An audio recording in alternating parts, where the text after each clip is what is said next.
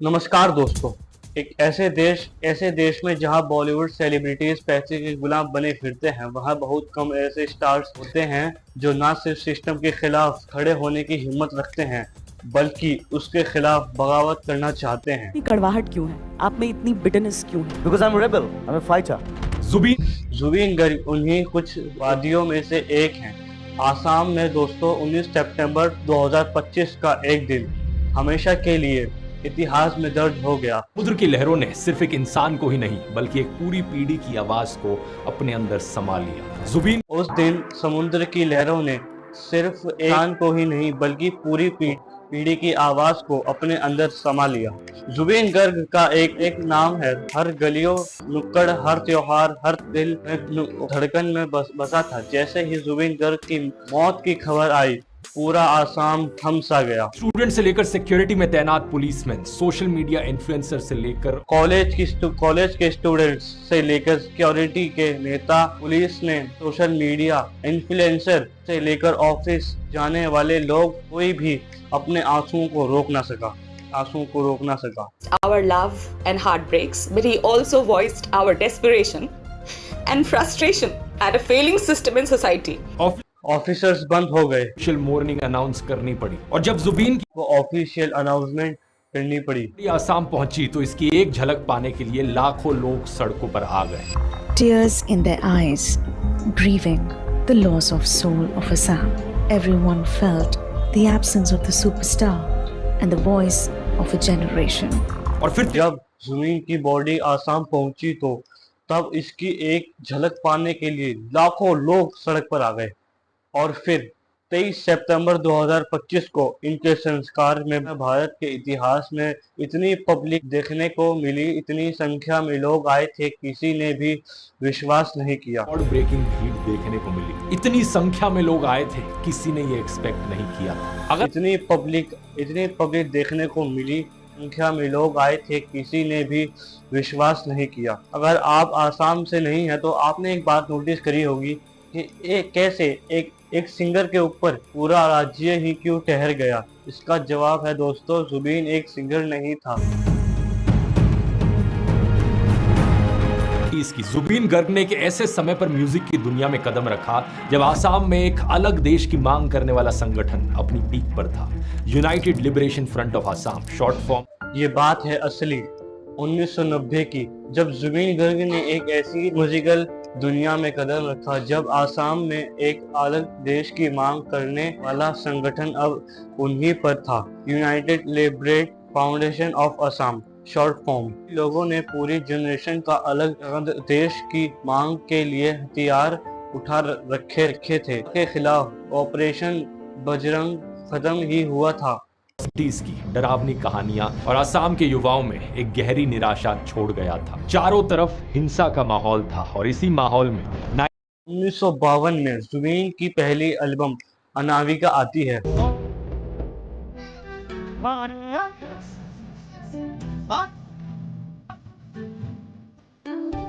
इन लोगों में एक नई उम्मीद जगाती है, प्यार, निराशा और होप को लेकर उनकी मेलोडीज आसाम में लोगों में एक नई उम्मीद जागती है, प्यार, निराशा और होप को लेके। उनकी मेलोडीज आसाम में चल रहे वायलेंस के बीच एक ताजी हवा की तरह इनके गानों के एक पूरी जनरेशन को प्यार के बारे में सिखाया। अनामिका आसाम की पहली रॉक एल्बम थी। इनकी एल्बम रिलीज होते ही इंस्टेंट साबित हुई और जुबीन रातों रात एक स्टार बन गए। अगले कुछ सालों में जुबीन एक के बाद एक हिट देते गए और पूरी तरीके से आसाम के लोगों की इमेजिनेशन पर छा गए।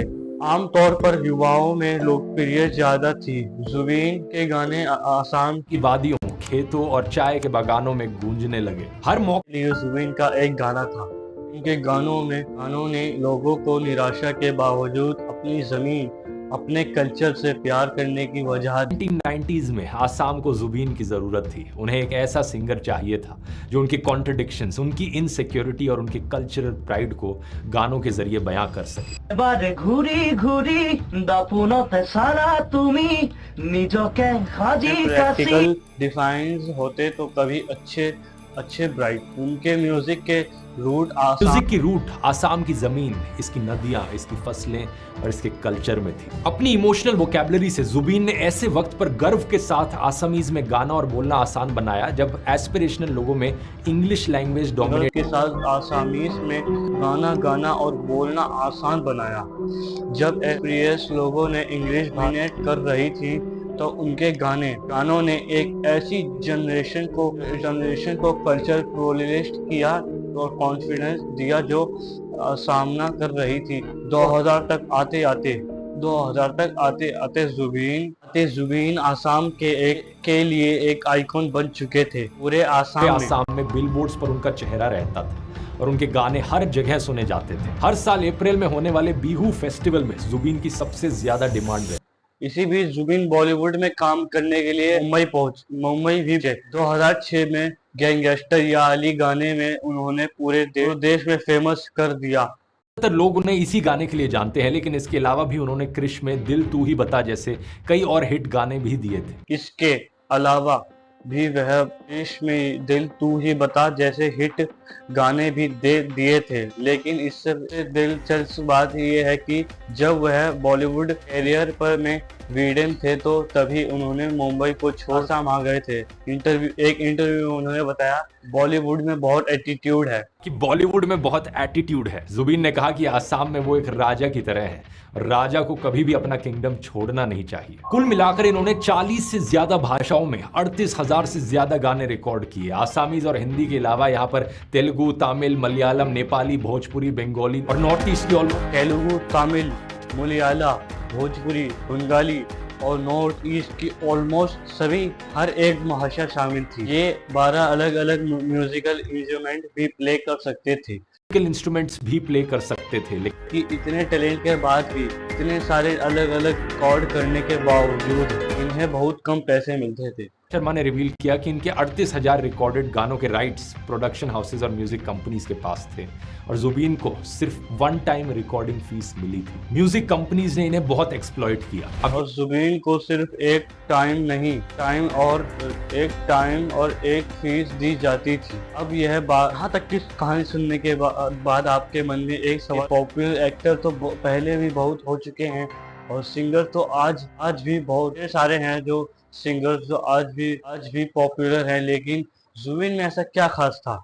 इसका जवाब है दोस्तों, जुबीन की उनकी पॉपुलैरिटी केवल म्यूजिकल टैलेंट की वजह नहीं थी। एक किस्सा है, उनके साथ एक तस्वीर है, क्योंकि जुबीन लोगों के बीच लोगों के लिए जीते थे। ये कभी मजदूरों के साथ सड़क पर ही बैठ जाते और उनके साथ खाना खाने लगते, तो कभी सब्जी वालों और रिक्शा वालों की मदद करने लगते। ये हर मुसीबत में अपने लोगों के साथ खड़े हुए। अलग अलग सोशल कॉजेज के लिए इन्होंने खूब डोनेट किया और इन्होंने अपने जीवन में हजारों परिवारों की मदद करी। हर रोज लोग इनके स्टूडियो के बाहर और घर मदद की उम्मीद लिए आते और कभी उनको खाली हाथ वापस नहीं लौटना पड़ता। शादी, फ्यूनरल, मेडिकल ट्रीटमेंट, स्कूल या कॉलेज की फीस, जिसने जो मदद मांगी जुबीन ने उसकी मदद की। इसी तरह जब भी आसाम में बाढ़ आती तो जुबीन खुद लोगों की मदद के लिए उनके बीच पहुंच जाते, लोगों से कपड़े, मेडिसिन और फाइनेंशियल हेल्प इकट्ठा करके बाढ़ पीड़ितों को देते। ऐसे ही जब कोविड पैंडेमिक के स्टूडेंट प्रोटेस्ट पे बोल दो, प्रोटेस्ट पर बोलने के लिए बोल दो, E20 पेट्रोल पर बोलने के लिए बोल दो, लद्दाख, इनका मुंह इन बातों पर चुप रहा, क्योंकि यह उन गिने लोगों में से नहीं थे जो कुछ चंद पैसों के लिए इन सबको। यही कारण है कि दोस्तों कि आज जुबीन के लिए लाखों लोगों की भीड़ सड़कों पर उतर आई है, क्योंकि एक्चुअली में लोग उन्हें सही मायनों में रिस्पेक्ट करते हैं। लेकिन ये लाखों लोगों की भीड़ जुबीन की मौत पर सड़कों पर उतर आई। लोग उन्हें सही मायने में रिस्पेक्ट दे देते थे। ये उन सेलिब्रिटीज में से नहीं थे जो पैसे के पावर के लालच में तो कभी गुटखा प्रमोट करते हैं तो कभी सरकारी रेड बन जाते हैं।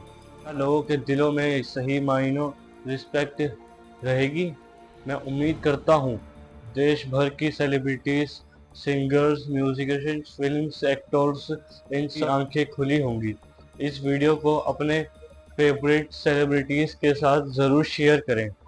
और ऐसा नहीं है कि जुबीन एक लौते थे।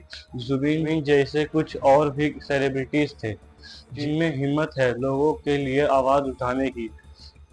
कम है लेकिन कुछ ज़रूर हैं, जैसे कि सोनू सूद, जिन्होंने लॉकडाउन में लॉकडाउन के समय हजारों माइक्रोवेव गरीब घर वालों को खाना दिया, सलामत उनके घर पहुंचाया और किसी ना किसी तरह से लोगों की मदद करते रहते हैं।